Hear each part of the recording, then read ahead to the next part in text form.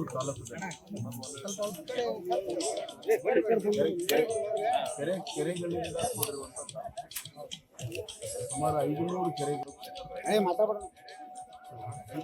ಕೆರೆಗಳಲ್ಲಿ ಕನಿಷ್ಠ 100 ಕೆರೆಗಳು ಬಹಳ ದೊಡ್ಡ ಪ್ರಮಾಣದಲ್ಲಿ ಈ ಕೆರೆಗಳಿಗೆ ನೀರು ತುಂಬಿಸುವಂಥ ಕೆಲಸವನ್ನು ನಾವು ಮಾಡಿದ್ದೇವೆ. 150ಕ್ಕಿಂತ ಹೆಚ್ಚು ದೊಡ್ಡ ಮತ್ತು ಸಣ್ಣ. ಈ ಸಂದರ್ಭದಲ್ಲಿ 2015, 16, 17ರಲ್ಲಿ ಏನು ಬರಗಾಲ ಇತ್ತು, ಬರಗಾಲ ಸಂದರ್ಭದಲ್ಲಿ ಭಾಳ ದೊಡ್ಡ ಪ್ರಮಾಣದ ಕೆರೆ ಹೂಳು ತೆಗೆಯುವಂಥ ಕಾರ್ಯಕ್ರಮ.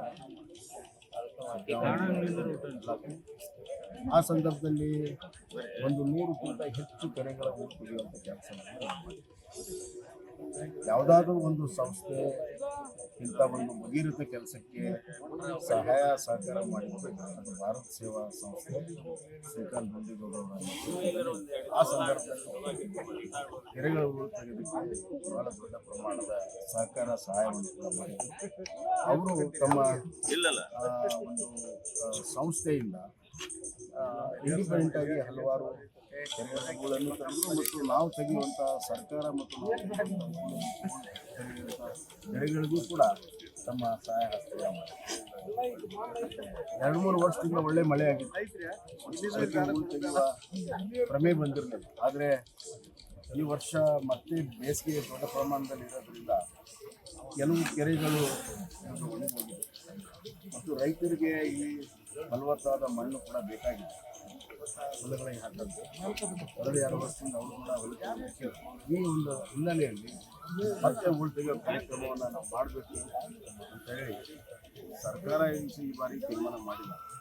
ಆದರೆ ಭಾರತ ಸೇವಾ ಸಂಸ್ಥೆಯ ಶ್ರೀಕಾಂತ್ ದೊಂಡಿಗೌಡರು ತಮ್ಮ ಒಂದು commitment for the social cause, commitment for farmers, ರೈತರಿಗೋಸ್ಕರ ತಮ್ಮ ಬದ್ಧತೆಯನ್ನು ಮುಂದುವರಿಸಿಕೊಂಡು ಈ ಬಾರಿ ಪ್ರಾರಂಭ ಮಾಡಿದ್ದಾರೆ. ಪ್ರಥಮದಲ್ಲಿ ಕೆರೆಗಳ ಪ್ರಾರಂಭ ಮಾಡಿದ್ದಾರೆ. ನನ್ನ ಹತ್ರ ಅವ್ರು ಚರ್ಚೆ ಮಾಡಿದ್ದಾರೆ. ಪ್ರತಿಯೊಂದು ಜಿಲ್ಲಾ ಪಂಚಾಯತ್ ಕನಿಷ್ಠ 100 ಕೆರೆಗಳನ್ನು ಮಾಡುವಂಥ ತೀರ್ಮಾನ ಮಾಡಿದ್ದಾರೆ. ಭಾಳ ಒಂದು ಒಳ್ಳೆಯ ಉತ್ತಮ ಉದಾಹರಣೆ.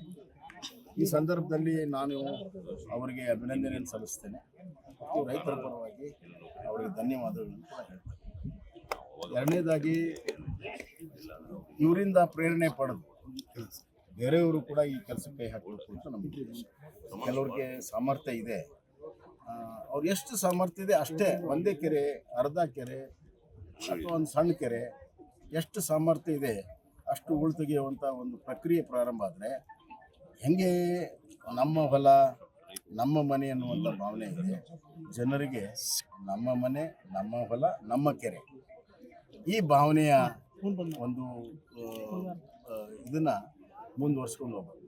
ನಮ್ಮ ಹೊಲ, ನಮ್ಮ ಮನೆ, ನಮ್ಮ ಕೆರೆ, ನಮ್ಮ ಊರು, ಈ ಒಂದು ಭಾವನೆಯಿಂದ ಮುಂದುವರ್ಸ್ಕೊಂಡು ಹೋದರೆ ಹಳ್ಳಿಗಳು ನಮಗೆ ಗ್ರಾಮ ಸ್ವರಾಜ್ಯ ಸಿಕ್ಕಿದೆ. ಗ್ರಾಮ ಸುರಾಜ್ಯ ಆಗ್ತದೆ, ಸ್ವರಾಜ್ಯದಿಂದ ಸುರಾಜ್ಯ ಆಗ್ತದೆ. ಆ ನಿಟ್ಟಿನಲ್ಲಿ ಒಂದು ದೊಡ್ಡ ಪ್ರಯತ್ನ ಶ್ರೀಕಾಂತ್ ದೊಂಡಿಗೌಡರು ಮಾಡಿದ್ದಾರೆ. ಒಳ್ಳೆ ಕೆಲಸ ಮಾಡಿದ್ದಾರೆ. ಅವರಿಗೆ ಅಭಿನಂದನೆ ಸಲ್ಲಿಸ್ತಾರೆ. ಸರ್, ಈಗ ನಮ್ಮದು ಕೃಷಿ ಪ್ರಧಾನ ಜಿಲ್ಲೆ ಸರ್. ಇದು ರಾಜ್ಯ ಸರ್ಕಾರದ ಮಟ್ಟದಲ್ಲೂ ಆಗಬೇಕು, ಎಲ್ಲ ಜಿಲ್ಲೆಯಲ್ಲಿರುವಂಥ ಬೇರೆ ಬೇರೆ ಕೆರೆಗಳು ಅಭಿವೃದ್ಧಿ ಆಗಬೇಕು ಅನ್ನುವಂಥ ಒತ್ತಾಯ ರೈತರದಿದೆ ಸರ್. ರಾಜ್ಯ ಸರ್ಕಾರ ಮತ್ತು ಕೇಂದ್ರ ಸರ್ಕಾರಕ್ಕೆ ಏನು ಮಾಡಿದೆ?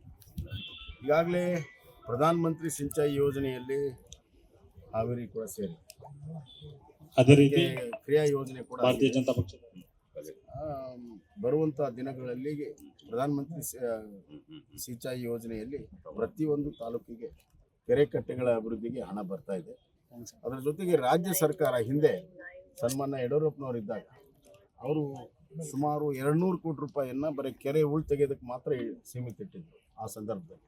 ಅದೇ ಥರ ಒಂದು ಯೋಜನೆ ಈಗ ಮಾಡಿದರೆ ಭಾಳ ಒಳ್ಳೆಯದು.